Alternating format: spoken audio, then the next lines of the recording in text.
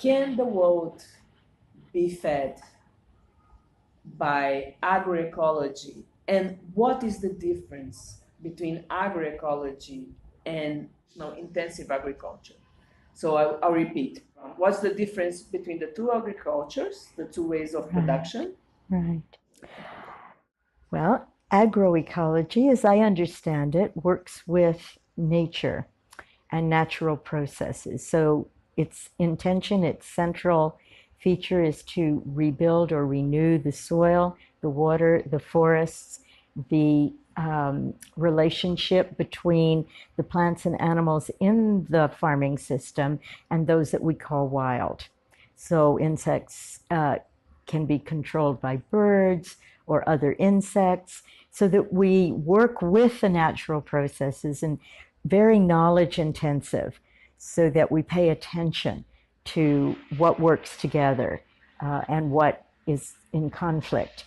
And we try to work with that to create the most food for people, but also for the other beings that we're sharing this land with.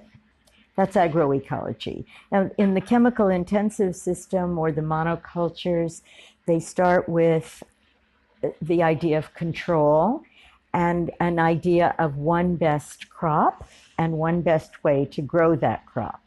And then they try to control all the features. And this is often a problem because, for instance, if you plant a field of one crop, then it becomes a banquet, a feast for all of the things, the insects that compete with us, or the fungus, or any of the other things we call pests, are competitors for the plants that we like to eat. So it's a constant struggle. And it creates more problems that require more industrial solutions instead of working to observe the way that nature provides certain kinds of solutions if we work with it. I think that's the difference.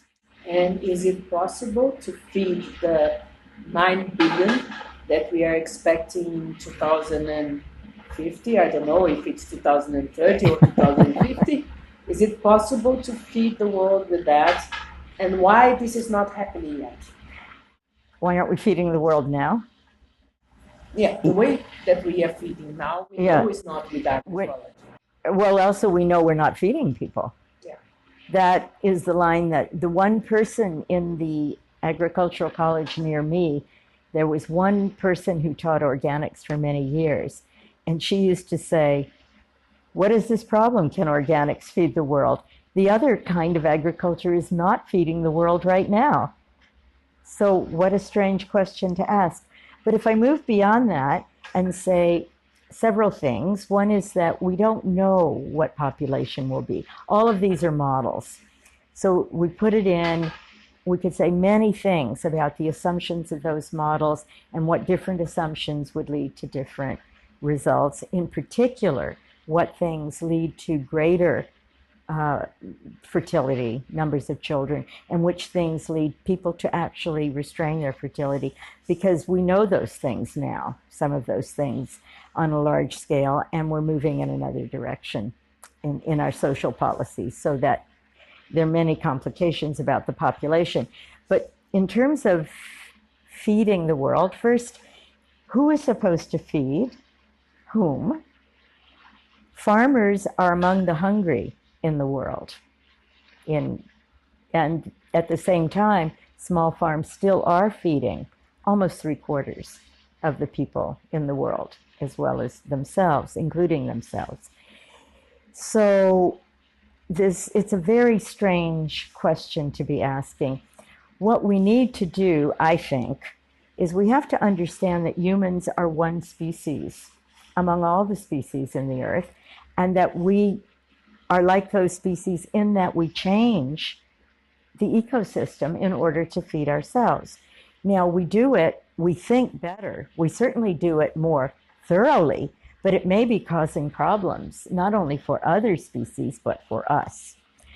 So if we really want to be sustainable with any population numbers, we have to begin with what the earth in any given place can produce, and how we can live together with cities, farming, what we call wilderness, how those things can be integrated in the most beneficial way for everybody, and how we can keep adapting, keep observing as changes happen, keep adapting.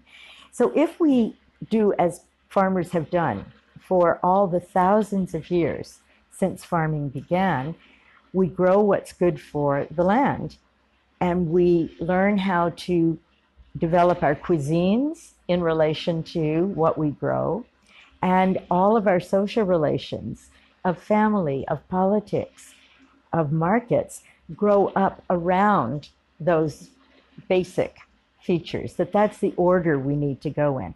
Right now, we're going in the opposite order. We eat what's good for profitable companies to make, and then we try to grow what that food is.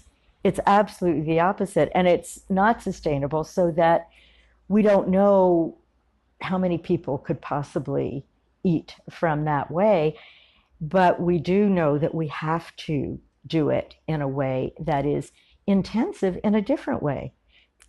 Agroecology is very knowledge intensive.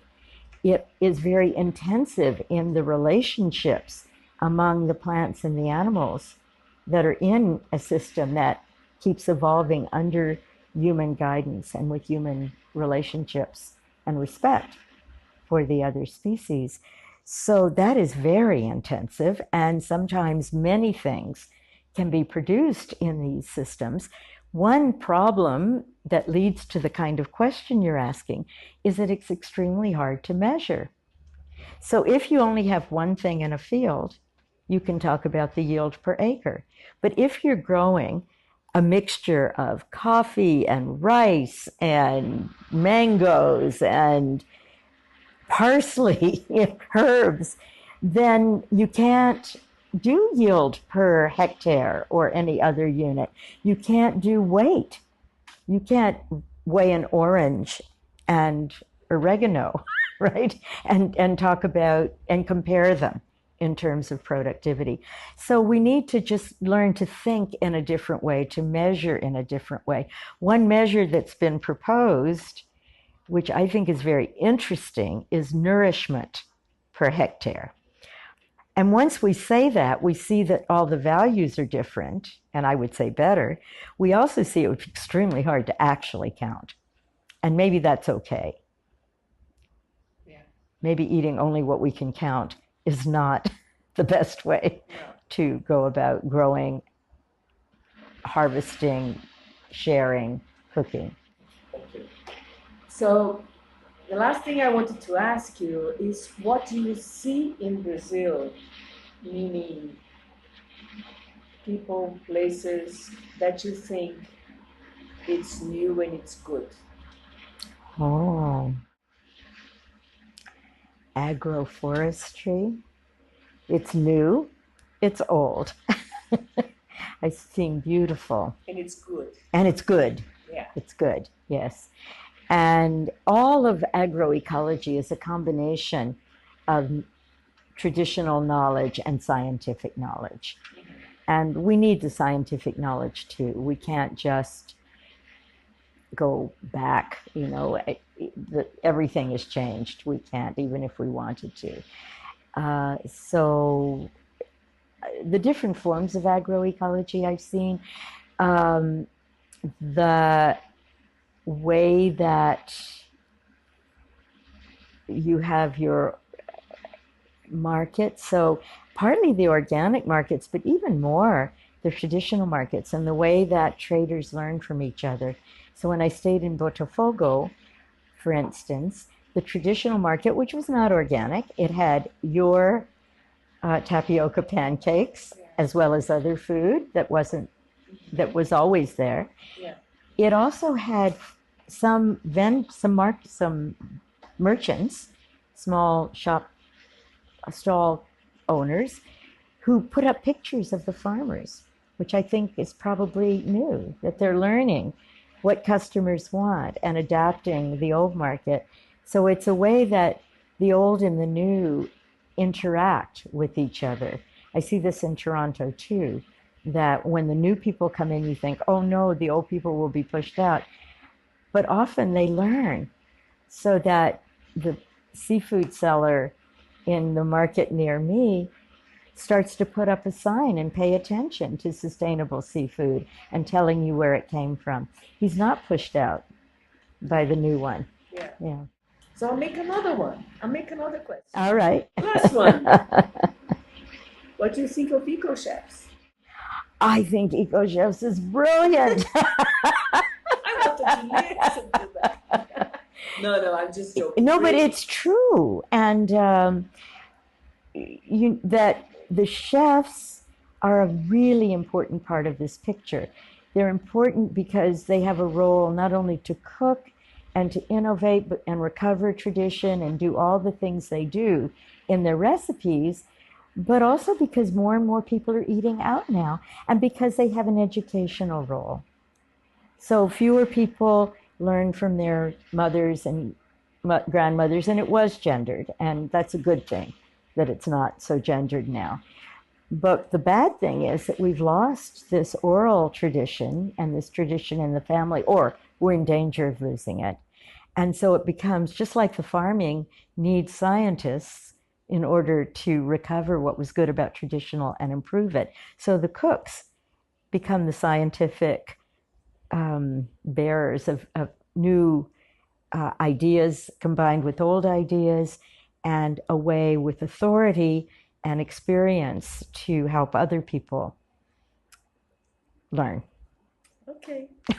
Thank you so much. Oh.